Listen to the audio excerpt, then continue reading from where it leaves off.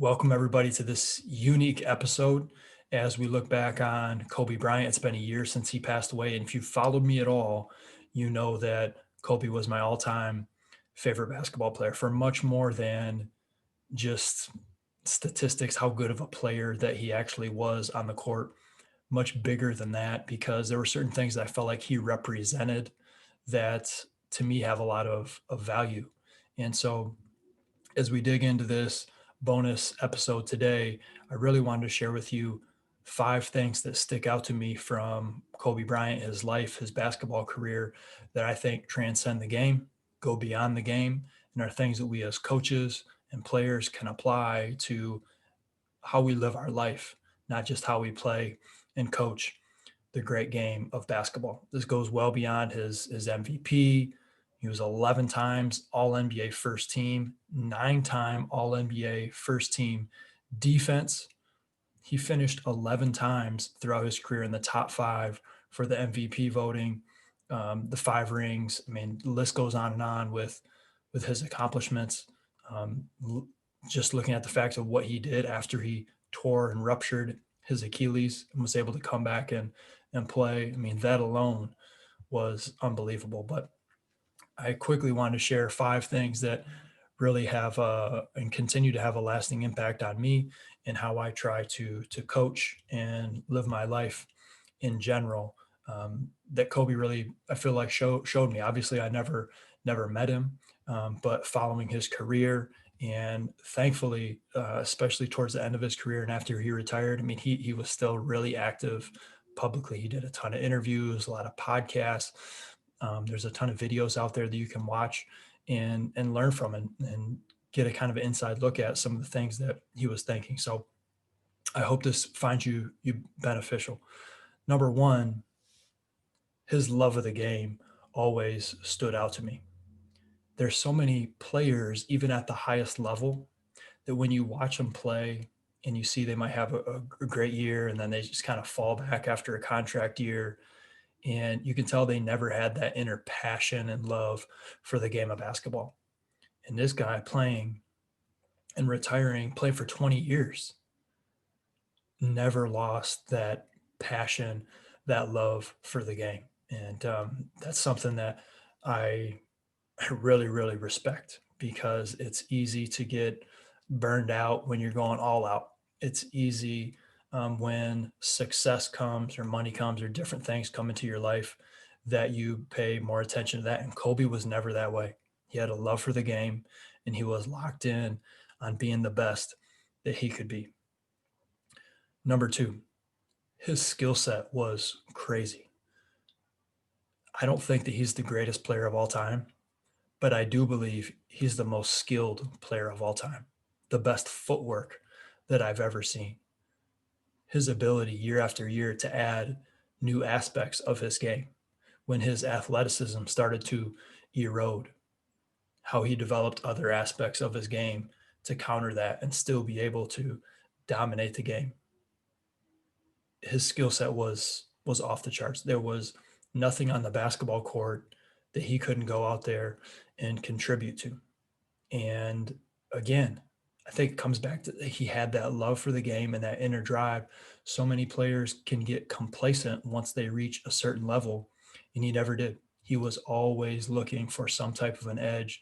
And that's the thing that I always try to teach the players that I work with is you're never too good for the basics. You're never too good to improve those basic skills. Shot fakes, free throws, footwork, working on your jab step, your rip moves, cutting without the basketball. There's so many little aspects of the game that you can continue to tweak and improve. Kobe was a perfect example of that. Number three, mental toughness. Mental toughness is one of the missing links or the separators between good and great, or great and being regarded as one of the best ever. It is the mental side of the game.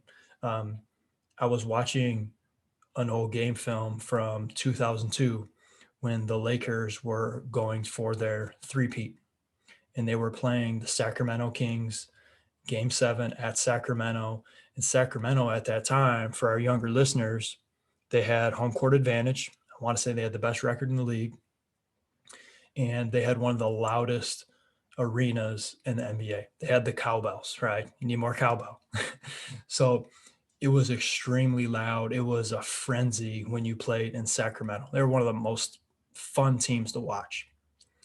And he was doing an interview heading into that game, and they were talking about the pressure of, trying to make it back to the finals and win another title.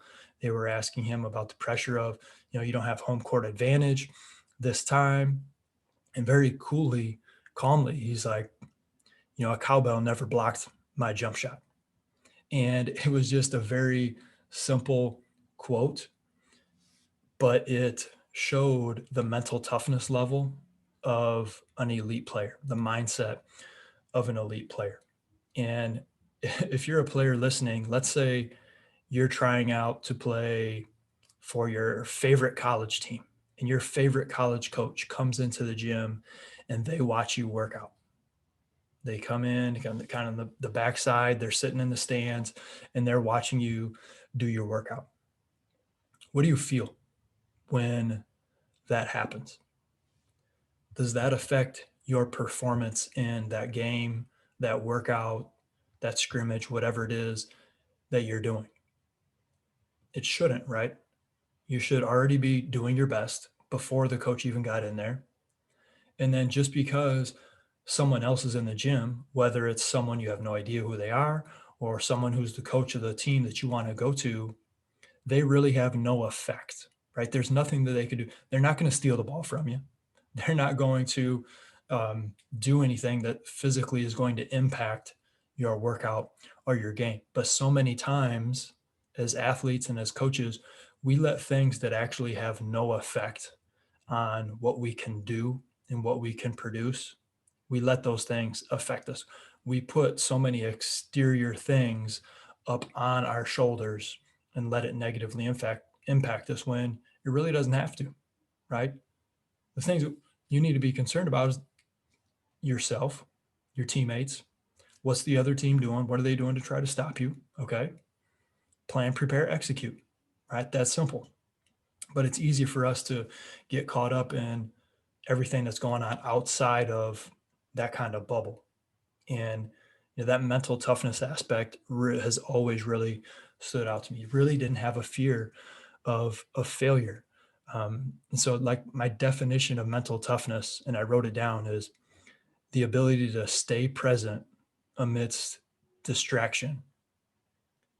It doesn't mean ignore distraction, but rather the ability to move on from it quickly while staying present and doing the best that you can with a great attitude. So if you can do that, if you can stay present amidst your environment, any distraction, and if you can give your best while being a great teammate, the positive attitude, the energy that you give out, that's mental toughness to me. That's it. That's mental toughness to me. It doesn't mean you're never going to be distracted, but it means understanding that distractions are going to happen. When we understand that they're going to happen and that they actually have no effect on what we're actually trying to do, it allows us to move on from them quicker. I think Kobe was a great example of that. Number 4, competitive desire, right? You've heard all the stories comparing him and Jordan, and what was one of the biggest things that they had in common with each other? Compete, compete, compete, compete. They were hyper competitive. And I try to tell a lot of the players that I work with, don't compare, compete. So often it's easy to compare ourselves to other people. As a college player, who got their offer from this coach? Oh, and somebody else wanted to go there. Social media, well, so and so's got more followers. They must be better at, the game or a coach or whatever that is. So easy to get lost in the comparison. Instead, let's compete. Compete against other people, no question. most importantly, competing against yourself, trying to be better than you were before. The comparison stuff, again, that's outside noise, that's outside distraction. What can you personally concentrate on to compete and better yourself each and every day? I think Kobe embodied that really well. And number five goes along with some of that competitive nature, but the work ethic. The work ethic could never be questioned. And I think they asked Kobe what he wanted to be remembered by. And he said don't quote me, but he said something along the lines of, I want to be known as a talented overachiever. Like, there's no denying he was a talented athlete. Dad played in the NBA, 6'6". He's got a 40-inch vertical. But from an NBA perspective, well, I think the average NBA height is 6'7", right? So he's slightly below the average NBA height. There's a lot of players that have a 40-inch vertical. There's a lot of people that have a 40-inch vertical that aren't in the NBA, right? So his ability to put in the work on a consistent basis really set him apart from basically everybody else. I mean, there's so many stories that you can look up online of him just getting after it again and again and again. So those are my 5 things. Love the game, his skill set, right? You can always get better. His mental toughness, the competitive desire, that will to win and compete. And then the work ethic, the drive that he had to continually putting it in, whether you're on a back-to-back, less sleep, injuries, all these things stacked against you, you're still going to put in the work. And there's a couple other things that I wanted to leave you with as you're listening to this episode that I think that really stood out to me. Kobe was a leader among leaders. And I'll use this example with probably my favorite Kobe Bryant moment. And that was the 2008 Olympics. So you think about this, they've lost the Olympics in 04. Kobe joins in 08. They have Chris Paul, they have Dwayne Wade, they have LeBron James, they have Dwight Howard, who was peak Dwight Howard. A ton of phenomenal Hall of Fame basketball players. And they're playing Spain. Spain has the best, I would say, team as far as being able to play together in the world.